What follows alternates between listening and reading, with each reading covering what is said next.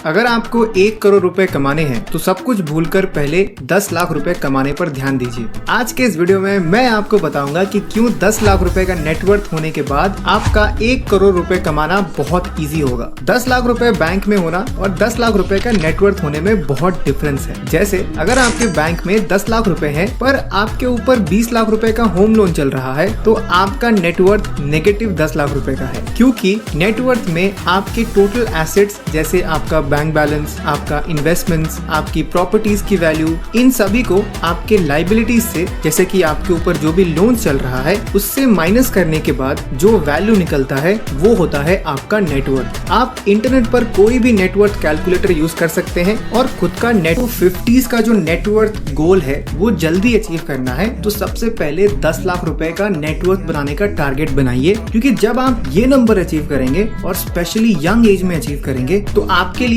इससे भी बड़ा नंबर अचीव करना आसान हो जाएगा। मेरा भी ये पर्सनली मानना है कि आप भले ही एक बड़ा गोल बनाइए लेकिन उसका पहले 1/10 यानी 10% अचीव करने पर ध्यान दीजिए, क्योंकि जो पहला 10% है वो सबसे डिफिकल्ट होता है। उसके बाद कंपाउंडिंग का मैजिक आपके लिए काम तो करता ही है, लेकिन जो सबसे ज्यादा हार्डवर्क लगती है वो पहले 10% के लिए ही लगती है।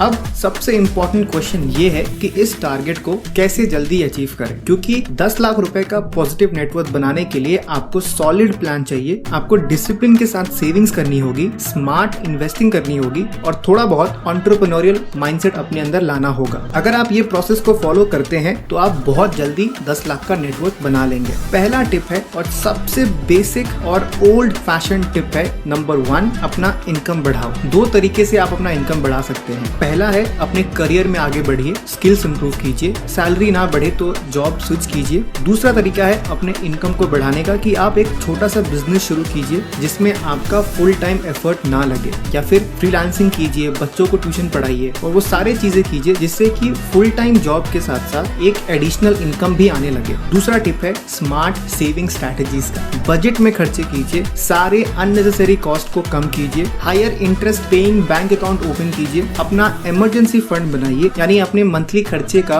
एटलीस्ट 6 महीने से लेकर साल भर का सेविंग्स आपके पास होना चाहिए। तीसरा है इन्वेस्टिंग स्ट्रैटेजी, जिसमें सबसे पहला है health insurance and term insurance में इन्वेस्ट कीजिए। उसके बाद म्यूचुअल फंड्स में इन्वेस्टमेंट शुरू कीजिए। मैं आपको रेकमेंड करूंगा कि लॉन्ग टर्म के लिए इक्विटी म्यूचुअल फंड्स में SIP कीजिए। जब आपका थोड़ा बहुत नॉलेज इंप्रूव हो जाए और आपके पास जब कैपिटल भी ज्यादा रहे तो आप थोड़ा रिस्क बढ़ा सकते हैं और आप डायरेक्ट स्टॉक्स में भी इन्वेस्ट कर सकते हैं। चौथा एंड फाइनल है increase your passive income. Active income के साथ साथ पैसिव इनकम का भी सोर्सेस बनाना बहुत जरूरी है। पैसिव इनकम में आप एक बार काम करते हैं या फिर आप उतना काम नहीं करते हैं पर आपको फिर भी अच्छे रिटर्न्स मिलते हैं। मान लीजिए आपकी सैलरी है 40,000 रुपए और आप साल का इन्वेस्ट करते हैं 2 लाख रुपए, उसमें आप 15% का रिटर्न्स कमाते हैं साल का, तो आपके पैसे बन रहे हैं साल के कुल 30,000 रुपए। यानी आपकी जो मंथली सैलरी है जो है 40,000 रुपए वो एक्टिव इनकम से आ रही है और जो 2,500 रुपए है वो आपकी पैसिव इनकम से बन रही है, जिसके लिए आपने उतना एक्टिवली काम नहीं किया है। और ये जो 2,500 रुपए है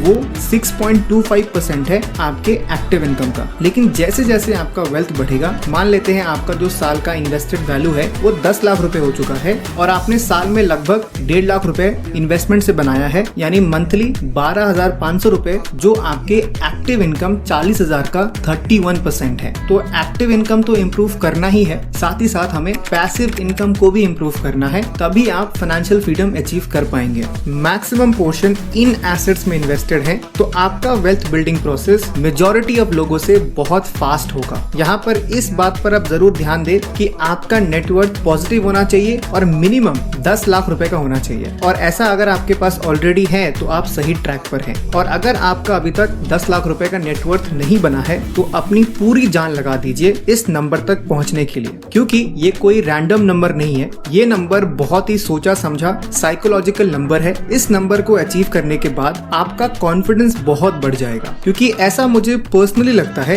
कि 10 लाख रुपए का नेटवर्थ के बाद आपका ब्रेन तभी सुपर मोड में एक्टिवेट होता है, क्योंकि उससे पहले आप लाइफ में फाइनेंस को उतना सीरियसली नहीं लेते हैं। चार्ली मुंगर का एक बहुत ही फेमस कोट है कि पहला $1 लाख सबसे मुश्किल है अचीव करना, पर आपको कैसे भी करके, चाहे हर जगह पैदल जाना हो या फिर खाने में कंजूसी करनी हो या फिर सब कुछ सैक्रिफाइस करना पड़े कुछ सालों के लिए, वो सब करो।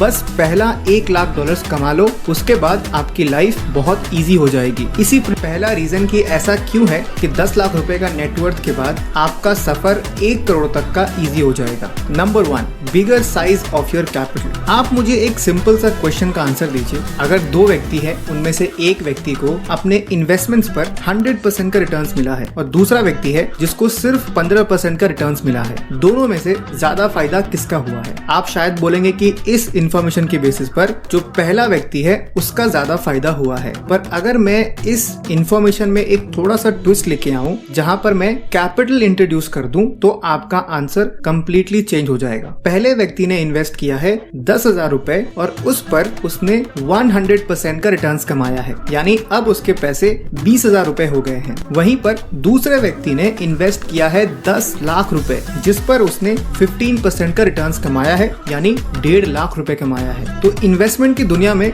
रिटर्न्स इंपॉर्टेंट है, पर साइज ऑफ द कैपिटल भी बहुत इंपॉर्टेंट है, क्योंकि 100% रिटर्न साल के इम्पॉसिबल है लॉन्ग टर्म के लिए, लेकिन 15% काफी पॉसिबल है। तो जब आपका कैपिटल का साइज बड़ा होगा तो लोअर रिटर्न से भी आपका वेल्थ बिल्डिंग प्रोसेस उतना स्लो नहीं होगा। तो 10 लाख एक ऐसा नंबर है जो साइज में भी काफी बड़ा है और जिसमें रिटर्न्स की पॉसिबिलिटी भी ज्यादा होगी आपके लिए।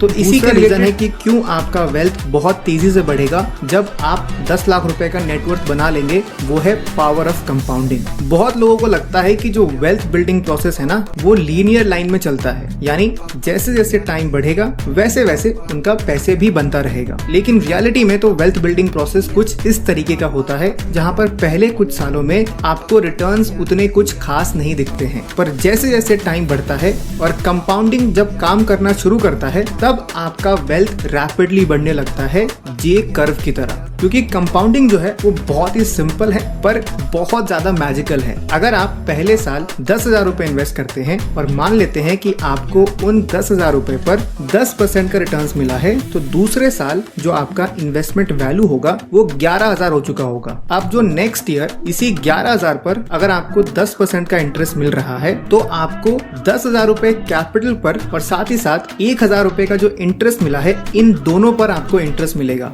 इसीलिए जब आपका नेटवर्थ 10 लाख रुपए टच करता है तब आपका रियल कंपाउंडिंग प्रोसेस भी स्टार्ट होता है, जिससे कि आपका वेल्थ क्रिएशन का भी स्पीड बढ़ता है। फॉर एग्जाम्पल, अगर आपके 10 लाख रुपए इन्वेस्टेड हैं और हर साल 15% का आपको रिटर्न्स मिल रहा है और उसे आप ऐसे ही छोड़ देते हैं, तो लगभग 17 साल में वो 10 लाख रुपए 1 करोड़ रुपए बन गए होंगे। वहीं पर एग्जाम्पल, अगर कोई व्यक्ति बिल्कुल जीरो से शुरू करता है और हम मान लेते हैं कि वो बहुत हार्ड वर्क करता है और उसे 5 साल लग जाते हैं पॉजिटिव 10 लाख नेटवर्थ बनाने में, तो उसे भी करीब 17 साल लगेंगे 1 करोड़ रुपए का नंबर टच करने में। लेकिन जो एडिशनल 5 साल लगे हैं, उन्हें भी अगर आप जोड़ते हो तो कुल उस व्यक्ति को 22 साल लगे हैं 1 करोड़ रुपए का नेटवर्थ बनाने में। लेकिन ये जो एक्स्ट्रा 5 साल लगे हैं, इसमें पर्सन ए का वैल्यू डबल हो जाएगा, यानी वो जो 1 करोड़ रुपए है वो लगभग नेक्स्ट 5 सालों में 2 करोड़ से ज्यादा का हो जाएगा। और पावर ऑफ कंपाउंडिंग के लिए आपको एक अच्छा खासा नंबर चाहिए, वरना बहुत टाइम लग जाएगा वेल्थ बनाने में, जिसके लिए 10 लाख रुपए एक बहुत ही अचीवेबल नंबर है कंपाउंडिंग प्रोसेस को स्पीड अप करने के लिए। अब